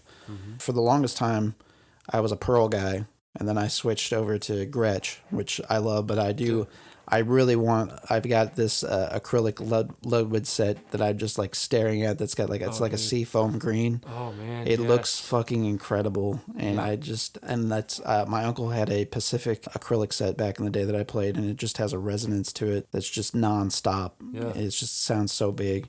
Like I that's what I want. That's what I got my eyeballs on. Yeah. But that's like $3 fucking grand for a set. Yeah, it's insane, man. It's not a cheap hobby being a musician in general, but particularly a drummer. Oh yeah, drum sets. Oof. Yeah, well, you think about I just gave a price of a kit that doesn't include cymbals. So if you're gonna get a quality cymbal pack, even like a starter, a custom pack, you're almost looking at $1,000 at least there, depending on what options you take with the package. And hardwares. Iron Cobras are like $300 retail too, and again back to the hardware, depending on how in the weeds you want to get with that. But even an economy line, you're looking at well over $150 for a set. But if you want to get something quality, you're at least looking $300 probably collectively there. Yeah. So it gets very pricey to be a drummer in particular. So take care of your shit, kids. Yeah, no doubt. If you got that Bonham, don't hit hard, just barely tap. Yeah, especially when you're paying $3,000, dude. I wouldn't even want to play it. Yeah, dude, I got in a bad mode of like burning through cymbals real bad, and like I had to kind of learn to like, let's hit the cymbal not on the edge every time. They are the worst. Break those things, man. They're so expensive. And we hit them. We buy them and then we hit them. Yeah. It seems wrong to do. Are you both pretty hard on sticks, too? You break a lot of sticks? Yeah. Yeah, I do. I even got to the point, I used to play, so like when I first started learning to play drums, I'd play with 5As, with nylon tips, because that's what my dad played with. And I was like, okay, this is what I'm going to play with. Yeah. That was okay for a brief period, and whenever I actually started like playing with other people, it was like in churches and stuff mainly. So like you had to be dialed back with your sound, so that was fine because it was it's a lighter stick. I even went to 7As at one point that usually were cut a little bit longer too, and those are more like a jazz drummer stick. Is pretty famous, especially if you play light-handed and do a lot of intricate cymbal work and stuff, and especially with the ride and all that, it's very beneficial. But then I was breaking sticks so much I had to start scaling up my size, and then I was breaking nylon tips so much I just went to straight wood tips. So I basically rock 5B wood tips if I'm playing an acoustic set. Yeah. Where are you at on sticks? I'm torn between 2B, which I think is just a little fatter than the 5. Yeah. And then the rock, like the rock. Vic Firth has a rock stick. And I feel like it's the same diameter as 2B, but it's not like maybe half the weight. It's crazy. I think they put all the weight in the butt end of the stick, so it feels a little bit better leverage too. Yeah, which is great. And I too am trying not to hit as hard, but especially if you get into it, it's hard. That's why I play the drums, man. You're hitting a groove. Yeah. And that's something too, for me, drumming, and a lot of people I understand, playing music is an escape. It's always been kind of a mental health escape for me, was, going and playing music, like when things were shitty in the house or whatever was going on in the family at the time. 12-year-old me would go down and start tapping around on the drum set, just put some headphones on, put a song on that I'd like, so over the years, that's what kind of, I guess maybe initially outside of just the fascination of playing an instrument and like, oh, like I might get good at this and I can do this for a living maybe, that you have those early dreams as a kid or whatever the case is, but it also came at a perfect time for me to like, it was an escape for me. So even today it has a lot of therapeutic elements, and, it had its benefits when playing aggressive music and playing loudly too. So you could take some of that and channel some of that aggression, through music. I don't know what your relationship is like outside of, some of your earlier talks, doing and some of your first experiences through talent shows and that sort of thing. Have you found it to be, healthy for you mentally, playing as well? The more it was like horrifying to play on stage. Sure. At the beginning, and then the more you just kind of get used to it, and then you can feel sometimes like the people and the energy, and then you can react to it. But it was scary as shit at the beginning. Like I did not want to hit the drum on stage. Right. It was crazy how shy of that for some reason. Looking back, you're like, why? Right. Why are you so afraid. But, being a kid. No, I can definitely relate to that. Like, I remember, like, first few instances, like, they would even ask me to come play in church, and I'd be, like, too shy to do it. Like, I was, like, afraid. And especially, like, you got all these 60 or so people, like, watching you, and you got to play with all these people that you never played before and shit like that, too. It was, like, pretty intimidating, You can feel, like, yourself getting worse when you walk up on stage. You're like, oh, my talent is, like, slipping away because of all these people looking at me. You're like, why? Well, you get all like self-conscious, and so you dial it back too. Like you're actually better than what you're going to go up there and start doing, but it's like you get this mental block sets in. Too many self-inflicted bad energies, man. Yeah. But I will say, fortunately, the whole church experience did make me get over that, and I was able to, once I actually finally played local shows, if you will. Like, it wasn't a big deal to me like it was everybody else, like everybody. I would even find like the majority of my bandmates be like getting so nervous before we play, like almost to the point they'd have to poop or puke or incessantly piss. Like your bodily functions just start going haywire on you and betray you. But it's like fight or flight. Right. That's exactly kind of it. It's Don't like go on stage. Even though you're trying to like make yourself do this physically, your body's like resisting in some way. It's wild the things that the mind and the body will do to you, like betray you in those like ridiculous moments. Yep. Josh, you can speak to that a little bit, can't you? I'm going to give you a little shit right now. Yeah. First show, you're supposed to do vocals for us. Yeah, I think that one. And then also, I think one time they kind of threw us a screwball, and it was like my second or third show ever, and we ended up playing outside, and I was so nervous because I couldn't hear myself that I was just so afraid I sounded so terrible that I think I put my leg up on your bass drum or your kick drum and faced you the entire show. I think I did all the vocal work like looking right at you the entire show. Did every single song on that set, just looking at Barrett the entire time. I would actually see bands do that occasionally, but I always thought it was kind of badass in a way. It's like mysterious, man. Oh, well, I did it. Was not badass. It was because I was terrified that I sounded like shit and that everybody in the crowd was making fun of me. Well, everybody's going to flop at some point too, whenever you get out there. It's kind of a part of the bravery of it all. We're all human. We're not perfect. Even if you're the most skilled musician in the world, like, I've seen even some of the best like drop sticks when it comes to drumming in particular, I actually love this a lot about Dave Grohl too, to get back into like my love talk for him, is they just did like at Hanukkah, him and another one of his producer types that works with him all the time. They are both Jewish, and so they do covers of artists that are of Jewish descent also. So they've done like the most wacky shit. Like, that's actually awesome though. Yeah. They did Beastie Boys. They did. I mean, just like this. Barry Manilow, I think. Some of the most wild choices. Drake. They did a Drake song because Drake's mom is Jewish. Yeah, and so like they did some like obscure choices, but it's all on the YouTube channels. And one of the videos, I don't remember exactly which song they were covering, but Dave Grohl goes to do a snare plant and the stick just shoots out of his hand. But he just like, you see him like in the video like fuck, and he just keeps doing it. Like he didn't go back and edit it out or anything, and it's in the song, and it doesn't sound like bad or anything, but like the only reason you really know that he messed up is because he like visually like did it. But like I actually kind of admired him leaving that in there because it humanized him. And a lot of these bands that you do see, especially on their level, you think they don't make these type of mistakes or these things don't happen. Like I've went to live shows and seen, bands have those little gaffes or equipment issues or what. I mean, there's things that happen that are beyond your control too. Yeah. I just saw Failure a couple months ago up at Pops, and I guess Pops has some like archaic wiring and issues, going on there. And they run like fractals for all their shit. So like they don't like have cabs and stuff. Everything's strictly through the PA and everything. And they got like a huge like pop and feedback hiss thing that took place, and just like with everybody thought that they fried all their shit at the show, and so like it was like a little temporary like 15-minute panic. Ooh.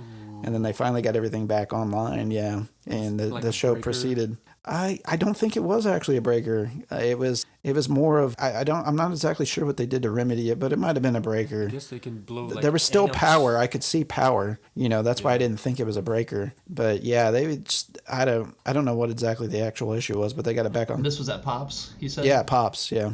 Man, I haven't been to Pops in a bit. It's not changed at all. I cannot remember the last. I think I might have been in a show at Pops that you were at. It was Between the Buried and Me, Animals as Leaders. Yeah. And they closed down like half of it. They did that weird side stage thing for some reason. Mm-hmm. Yeah. And that might have been. Animals is leader, so they still jamming? I haven't heard nothing from them in a while. Yeah, they are. Yes, They're fucking, they are. The drummer Matt Garska went to Berkeley at the same time Michael did, and Michael actually played with him a few different times. Michael Jones. Wow. He was like back when he was at Berkeley, he was just like, yeah, I'm gonna be famous, fuck all you guys. Like, that was his attitude, like, immediately. Like, but he did the work. Like, I mean, he's obviously fantastic and sponsor. He's like one of the best out there right now. In my opinion, he might be the best drummer alive right now. He's got to be in the conversation. Points, I think Billy Raymar's in the discussion too. The guy who replaced Chris Penny in. Like, I love Chris Penny, and Chris Penny's great, but Billy Raymar has all of Chris Penny's ability, plus like he just does. There's a groove to like his ghost note work and stuff, and it's almost like I feel like he does like ghost notes on his bass drum even too. Like, it's crazy, like what he does to fill out his music. Yeah. I've never heard a drummer with that type of groove in my life, in my opinion. Yeah. Like, he's got to be one of my current favorite drummers without question. And he's pretty young too. I think when he joined Dillinger, he was like 17 or 19 or some fucking obscene. That's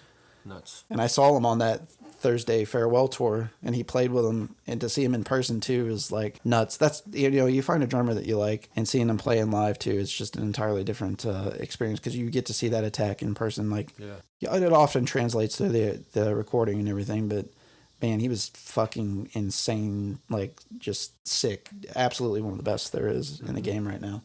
Yep. Chris Penny had a same almost style with the ghost note blast, but he would accent different ghost notes. But yeah, seeing him live and how he hits, how he's set up, that he came in to my life like whenever I was trying to fine tune how my drum set should be, like, ergonomically. So I was like messing around. Yeah. And then I seen his kit and I'm like, I'm going to do that. Probably trying to mimic it, trying to be like him, but it worked out.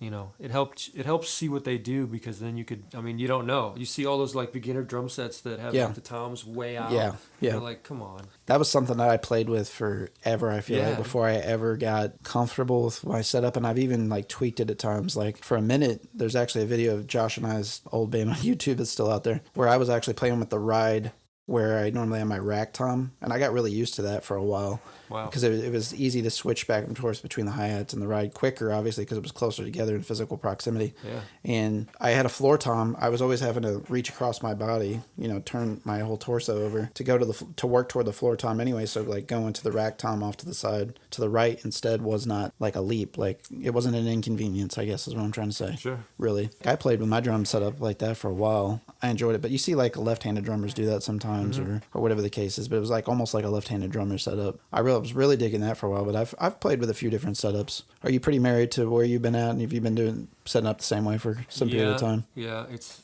been like that for a while. I feel like that I don't want to get into like too many changes, because then it like hinders me from it like uninspires me. If things don't feel right, I'm like, I'll text my wife like, I'm playing like shit today. Playing like shit. She's like, oh, you gonna stick around there? I'm like, no, I'm leaving. Playing like shit. But anyway, once I get comfortable with that, it helps me flow and fine-tuning it. I mean, I tried messing around with all the traditional setups, 2 up, 1 down, and then now I'm 1 up and 2 down. But I also tried with like some toms to the left, so you could like hit both of them, and that was cool. But I've never really gotten into the side snare, like the popcorn snares and stuff off to the side, but I've seen a lot of drummers do that, and it makes sense on how it's set up and stuff. And I've seen some more, I guess, more ergonomical friendly setups with that stuff too. I feel like that's something that's really gotten popular over the last 10 to 15 years too. Is kind of that setup. I think like Sigaros drummer, he does that. Like, he'll have like maybe a low tune snare for like the verse that he'll play with a mallet, and then for the bigger parts he'll move over to his slightly higher tuned snare, his main snare, and I feel like it's better suited for lighter alternative rock at the heaviest, those side snares that are detuned, For sure. Big fat snare drum. Yeah. I've bounced around with preferred snare sounds and setups. Like, for sure. For a minute, I was like kind of into piccolo snares just because of the pop. And then again, get back to the 311 influence of Chad Sexton. Like, I really loved like the distinct, that first album you recorded of ours. I had that thinner snare at the time, a tom I picked up pretty cheap at Guitar Center. And like, that was very distinct. That was like kind of a signature to, I know, our sound for a while. A lot of people commented on the snare sound, but like I kind of got away from that because, like, I don't know, like they get a little ringy too. You know, you kind of almost get the Saint Anger effect going on. So if you're starting to get into that zone, it's a little obnoxious, you know. Oh, yeah. But any snares in particular? I know that back in the day you were a pork pie guy. Yeah. Are you still rocking a pork pie, or are you just using the Ludwig from your set? Just sold the pork pie kit, snare and everything. I had that thing for like 15 years. But yeah, Ludwig kit, Ludwig snare. I just got a Black Beauty. Oh, I saw that. 8x14. Yeah. Dude, it sounds like it sounds like the sample that I've been using to program my drums with for the last 20 years. It's like that sample because it's one of the world's best sounding drums. And man, when I set it up and I put that new head on it, dude, it sounds like, I don't know, like cinematic. Yeah. Already tuned. Yeah. Fits with the mix. And I'm like, there's so many other snares that are so bad, like you can't even play. But then you hear that snare. I was blown away. It makes me want to keep playing. Like when I finally give it up for the night, I'm like, man, I want to stick around and play this thing. Yeah. And that's like a huge deal for playing because it's easy to lose interest and not want to play, not be inspired. So having gear that you like definitely helps. You don't need it. Sure. Yeah, I've definitely noticed occasions where I've gotten something that I really enjoyed the sound of, and it definitely inspired me to practice more. But you brought up a point earlier that I don't want to gloss over is, you know, like you said that you were texting your wife and saying like, oh, I'm playing like shit. I'm just going to have to walk away from this. Yeah. I think it's actually important to do that, though, if you're not in the right headspace to practice and stuff, because you can grow to despise, you know, the ritual of it, or, you know, you can like sour yourself. Like I've found myself where, because I'm kind of like, I feel like I have to practice even if I don't, like I get this way in my head that is like I have to practice even if I don't feel like it. It's almost kind of like working out, like I need to get my work in, but if I sit down not motivated to do it, it doesn't always come out well. But there's been times I've been surprised and I've sat down and like things are going well. I think it is important when you realize things aren't going your way that day, that it probably doesn't hurt to walk away, regardless of what you're playing. And most of the stuff I do, like I try to play for a couple hours a couple days a week, which isn't enough, but for me it's almost what I have time for. But the sitting down and playing, and I'll try to stick it out if I'm feeling like crap. But if I'm having like a bad night, then I'll be like, I'm not coming back till next week. Yeah. I don't want to come back. Yeah. So when it comes to your practicing, are you practicing at your studio where you guys have things set up, or at your house? Okay. Yeah, studio in St. Louis, Utopia Studios. We've been there forever, and it's awesome. You know, very safe place. I've heard a lot of good stuff about Utopia, and I've heard a lot of good stuff about Encapsulated too. That's another pretty popular one. Same vein there. Yeah. Great place. And whenever you got, one thing I glossed over earlier too, with you guys recording your stuff, are you guys sending that off to get mixed by somebody else, or are you guys doing that yourself? That's a good question. I don't know. We're probably honestly just going to end up kind of mastering it amongst ourselves, but it depends. It depends on how quick it gets done. Yeah. It kind of puts a damper on things, slowing down as much as we have. But dad metal. Yeah, I hear you. I've had a couple different musicians that we've interviewed on the show too that are very partial to either putting the mix in somebody else's hands or not putting the mix in somebody else's hands. Yeah. Do you have any strong feelings one way or the other? I think it's good. I did not always agree that it was good. Like back in the day, I was like, no, we'll do it ourselves. But now it's good to have a professional opinion on your art. Not that they need to speak, to it, but it helps because they can fine tune little things that they know have worked because they're professionals. So I think it's a good thing. And there's so many tools out there now too, with like chains and stuff out there that you can get in the recording process. You know, like a St. Louis guy, Will Putney, for example, like a pretty popular guy. And a lot of fantastic bands. The End is one of my favorite heavy bands that's out there right now. Yeah, they're actually getting ready to do a split with Cult Leader, which another fantastic band on Death Wish. But like he is insane, and he's recorded a lot of artists. But I know he's got a lot of software and shit out there too that you can get. And so there's a lot of resources out there now too that wasn't out back in the day, to where it is more realistic that you can mix your own stuff. There's a lot of people that sell their services online. You can even get on YouTube and find people and watch videos of them mixing other people. Like they're pretty transparent about their process, and so you can like be comfortable with employing people if you want to, but it doesn't hurt to give it a whack yourself too, especially if you're putting in the work and the research to know what you're doing, other than just getting in and button smashing and everything else. So much knowledge. Like the good old Fruity Loop studio days. FL Studio days. Fruity Loops. Yeah. Yeah. Wow. I used to program drums in Fruity Loops, man. Me too, and they always sounded Crazy. so like Yeah. mechanical, like. Oh, yeah. That's what they always sounded like. Yeah, I back then, Fruity Loops, I don't even know if there has to be an option to like unquantize in there. But back then, I didn't know. Yeah. I would just align everything to the grid, which is not cool. Yeah. Unless you're trying to make, something like synthwave. But yeah, trying to make it natural. Fruity Loops was, I think it was like a pirated thing, and we had like a folder full of VSTs and drum kit from hell. Yep. VST plugins. Yeah. Oh yeah. Yeah, Fruity Loops was a toy back in the day for sure, especially for aspiring musicians. And if you were on your own, that was, I feel like that was pretty popular in like the mid 2000s. Yeah. Man, I think I recorded one of Dress for a Funeral's albums using Fruity Loops programmed drum. Man, Oh, really? yeah. If you did, I probably have it on my old iPod. I was gonna say I have it's all the probably stuff. around somewhere. Man. Yeah. Yeah. I wonder if it was, dang it. I don't know if they ever put it out. It was, Kyle drummed for him. Yeah. He came up and we sat and we, wrote out and programmed all the drums, but I don't remember that ever releasing. Man. I know there was a few singles. I don't know if they ever did like a physical, but I know it was like on MySpace. Yeah. And I think briefly on MySpace you could download the tracks, or even if you couldn't, there was a way to do it. Yeah.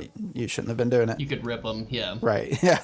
Yeah. I know we figured a way to do that back on the day, Josh. I remember we were doing that with people, especially like local artists, that there was no other way for you to get there. Yeah, it was where it was hard to find. You couldn't find the stuff. Right. That was the only way to get it. STL Punk, of course, was a resource back in the day too, whenever bands could put their stuff up, and you could download stuff off of there too. I know there was a lot of bands that were popular back then that who could tell you, they went on to do other things, like So Many Dynamos. Femme Fatale. Yeah, Fin Fatale was pretty popular back then. Neo Geo had its moment in the sun, was pretty popular down here in this area too. And Lotus C. Lotus C. Yeah, forgot about them. Good metal band. Still listen to their stuff. Loser's Luck. That was another one, Oh right? yeah, Luther's Luck. Yeah. Yeah. Westcott. Yeah, Westcott. Westcott got pretty big there for a minute. Yeah, Matt Amelon, they did right? all right. Yeah. They were on the Taste of Chaos tour. Yeah. Ben, what was their lead singer? Ben, I can't remember Ben's last name. Anyway, yeah. Great guys. Good guys. I used to jam that stuff all the time back in the day. Don't you have like a Westcott tattoo on your wrist? Yeah, I think so. Something like that. It's got to go. Started? Yeah, actually, it was one of their T-shirts. And You're it just was going to leave that information out? Yeah. He's just going to sit here and casually gloss over like, oh, yeah, you guys heard of this band called Westcott? Yeah. Yeah. I was a big fan back in the day. Big fan. Come on, show it for us, Josh. Model it. Let's see it. There you go. Wow, that's a big side tat, man. Yeah. Yeah, and it was not. Wasn't that done the by a first one tattoo you got artist. to? Oh. Yeah, I think so, yeah. And it was somebody that had no business tattooing and wanted to try to tattoo. And it was in the middle of an ice storm and all kinds of stuff, man. It was crazy. Yeah, we got stranded in an ice storm, that big one that they had in 2006, and like this tattoo party started breaking out, and I was like, I'm not getting tattooed by any of you motherfuckers. Yikes. Like, I was like, no way. And yeah, I think everybody walked away with a shitty tattoo except for me. I did it for a female. You know how that goes. Hey, I hear you. Glad that I never walked in on a tattoo party, because I'd probably have all kinds of shitty tattoos. Yeah, like me, you know? I hear you, man. Well, what is good about getting tattoos whenever you're of sound mind is you start getting stuff that, definitely you're cool with having on your body for the rest of your life, too. Yeah. I've got a whole plan. For the longest time, I just didn't get them because I couldn't bring myself to pay for one. Yeah. But then once you get your first one, you're like, okay, you're already plotting your next like 5. Yeah. You know what I mean? Yeah. So like I got a whole plan for like, bands and artists and stuff like, Sigur Rós and like a Poison the Well tattoo and, shit like that. Like artists that just like definitely back to kind of what we talked about earlier, some of those bands that kind of springboarded me that were awakenings and huge influences on me, like that's just one thing I know I'll have on my body and I'll like never regret having on my body. You don't have any tattoos at all? No, I do. Oh, yeah. Sitting right here. Right in front of me. But yeah, I Converge, man. Absolutely. No There's so regrets many on I that want, one. but yeah, I can't afford them right now. I just can't. I wish I'd I have hear so you. many. Good artists are Hell yeah. expensive, man. They do good work. Well, we had a really good artist in this area who kind of just up and left without any type of notice. Roger, he had Never Lose tattoos, and he was really good. He had a couple different shops here in Farmington, and he briefly worked at Artisan, and then he went up to I forget the name of the one in Festus that's across from Krabby Daddy's. There's a tattoo shop up there. That's actually, he was working there, and that's where I got this one. But yeah, it's hard to find good tattoo artists. I've heard a couple different folks around in this area. Ben Lashley's over at Artisan. He's really good at like portraits and that sort of stuff. Our buddy Tony's sister, Emma, she is fantastic. Yeah, Emma's good. Mayhem. She's in Mayhem, I think, isn't she? Yeah, or at least was. Yeah, I'm not sure if she's still there, but she does fantastic work, Emma Holmes. I know that there is a few different folks at Artisan. Tim Estes is another good one, good tattoo artist. But yeah, good tattoo artists are hard to come by, for sure. Yeah, book months in advance, Yeah. Minimums, good for them, man. Absolutely. My 10-year-old, he's like an artist, like he draws and paints and stuff, and he's actually really good at it for a 10-year-old. And I told my wife I was going to get a tattoo gun and some fake skin and just start teaching him now at 10. That way I can have my own personal tattoo artist when he's a grown-up. Yeah. So I'm just like, I want to buy him a gun, like all this fake skin, like, have him start doing stencils. That way when he's older, he can just be like, hey, Dad. And I'll be like, oh, yeah, hook it up, man, hook it up. That's called an investment, my man. Heck, yeah. Raising your own artist. Dark Orbit, guys, check him out. That is Mr. Brad Sexton here on drums. Collaborative writing effort of the band, as you've detailed here. Yeah. And SUNDS. Something else I wanted to hit on real quickly before we let you go, sir, if you got the time, is Absolutely. I know that you've done a little bit of soundtrack work, too, with our buddy Doug in the past. And I would assume some of the ambient influences have kind of went in behind that. But, I'm sure that there's soundtracks to movies and folks that probably inspire you as well when it comes to that type of work. Is there anybody in particular? Yes. Glad you asked. Freaking Hans Zimmer. Hell yeah. Obviously, Interstellar is like so good. Dude, I love that. That's my favorite movie of all time. It's up there for me. It's definitely up there. It's really good. I don't think I've cried as many times in a movie as that one ever. Interstellar? Oh, it's my favorite movie by far. Hans Zimmer. Yeah, Hans Zimmer's a boss. Somebody else that I like a lot is Philip Glass. He's done like the Eyes Wide Shut soundtrack and Candyman both. Those are like two of the best soundtracks ever to a movie as far as evoking emotion and being very well paired with the story and what's happening on the scene at the time. Yeah. Philip Glass, and he's done tons of stuff with orchestras and things outside of that work. Clint Mansell's another guy that I like a lot. Yeah. Has been involved with a lot of various projects like Sunshine. One of my favorite movies, man. Fountain. I think he's involved with that one too. Yeah. I know he did like some more recent stuff was like Contagion. He's done some stuff with Soderbergh and people like that. Well, Drive. He's involved with that soundtrack too. Nice. Which is a fantastic. Yeah, he's amazing. Another one of my favorite movies. It's weird how like the music helps move that movie up, Right. notches on lists big time, man. For sure. Like Ludwig Göransson, I think is his name. He did the Tenet soundtrack. Yeah, he's with done Christopher actually a lot Nolan. of Star Wars stuff And recently, I think. Yeah, Mandalorian. Yeah. Theme, and he did Black Panther soundtrack, which I didn't know until I discovered him through Tenet. Yeah. And he's doing Christopher Nolan's next flick too about Oppenheimer. Oppenheimer? Yeah. Yeah, really, I didn't know that. And I'm curious. I mean, Tenet's soundtrack is like, it's unique. Yeah. It's very unique. So I'm It's kind of interested in what he's going to do with it. I would call it like, it seems like an odd descriptor, but I think it's fitting, like very procedural, the soundtrack. Like it's, Oh yeah. it moves with everything on the screen very linearly, it is a unique soundtrack now that you mentioned that and I'm thinking about it. Lots of, programming, synths and Yeah. 808 beats. But Right. then it's really unique. I remember seeing the Tenet trailer and hearing that beat that's like Yeah. Yep. that real quick percussive hurtas, and I was like, this music is new. Christopher Nolan's already gonna kill it, with Yeah. the writing. Oh yeah, for Not sure. in time, but Yeah. and I heard that, and I'm like, great. I thought him losing hands was like horrible, the end of Right. the world, Yeah. and it was the opposite.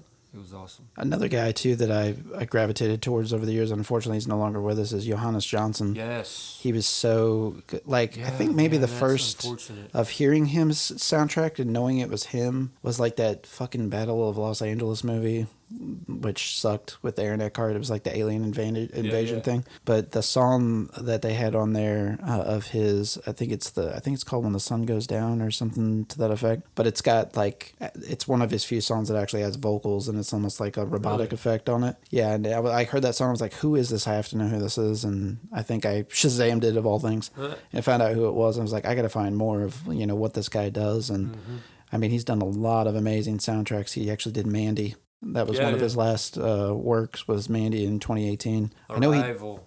Arrival. Stuff, that weird vocal stuff too, like the chanting. Yeah. Robotically. Yeah.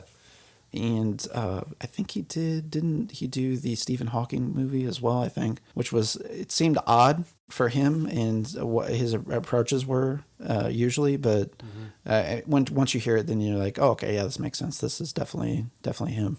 Yeah. But yeah, he was another guy. And how can we not mention John Carpenter? John Carpenter is, pioneer, not even only as a filmmaker, but when it comes to, actual movie soundtracks. And now he's doing it with his sons and doing it on the new Halloween movies that all have his blessing.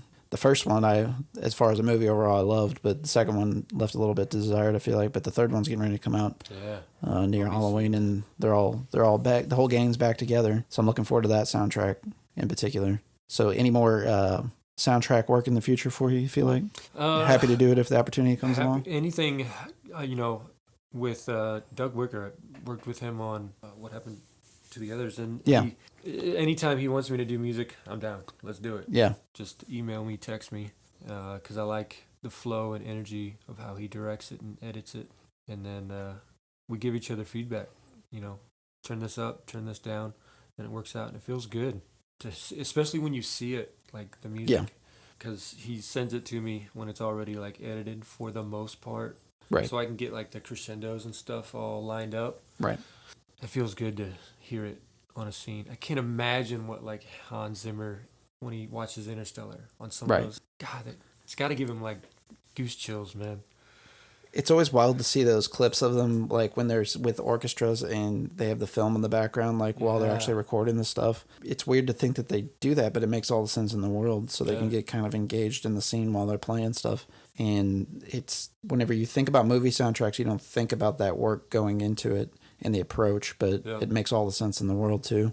It kind of helps set the mood for implementing the soundtrack in and of itself too. Any soundtracks, Josh, that you want to throw in here that you're really into? I'm such a big Star Wars fan. Anything that Williams has done with the whole Star Wars, the whole saga. I mean, I think the audio in Star Wars is what makes the movie. Also, I think the Stranger Things, the Duffer Brothers, and what's her name? Nora Felder. She produced the new soundtrack for season 4 with the Duffer Brothers for Stranger Things, the new season, and everything they've done in Stranger Things audio-wise has been fantastic. So hats off to those guys too, in my opinion. You can't. Speaking of John Williams too, you got to talk about the Jurassic Park. Oh, Jurassic Park, Star Wars, Indiana Jones. I mean, the dude has just touched so many of the biggest saga series that there is. I think he and Hans Zimmer, I think, are pretty much in the conversation for best to ever do it. But they've got a lot of skin in the game, a lot of Schindler's List. I forgot he did that. That's true. Forgot he did that. He did a lot of work with Spielberg in particular, and anything he was involved with. Yeah, so that would go back to Schindler's List, Indiana Jones, and Jurassic Park. The first one in particular. So that makes all the sense in the world, and I can't believe I overlooked him earlier. He's definitely up there. Yeah. Well, Brad, before we get off here too, I want to make mention that we're going to definitely be tagging your guys' music going forward too. Cool. And if there's anything that you want us to include with the episode, we'll be more than happy to pump it out there. We're always all about promoting people and the works that they have going on. So, and being a guy that was pretty instrumental and formative in some of my own musical doings in the past, I can't say thank you enough. Oh, man. For that and your time today. Yeah, thank you so much for coming on the show, dude. Yeah, and worries, a huge personal influence. Your knowledge. Yeah, I mean, appreciate it, dude. Absolutely. Always awesome, tuning in to everything that you're doing and always appreciating it. And ditto, man. It's hard to find people that you gravitate towards and really do admire, and you're definitely one of those for me. So I appreciate you taking the time and doing the show with us this week. Yeah, thanks, man. Appreciate it. For sure. It's been a pleasure, man. If an opportunity comes in the future, you got something to promote, we'll be happy to have you back on too. Dope. All right? Dope. Yeah, love it. All right. Thank you, sir. Thanks, buddy.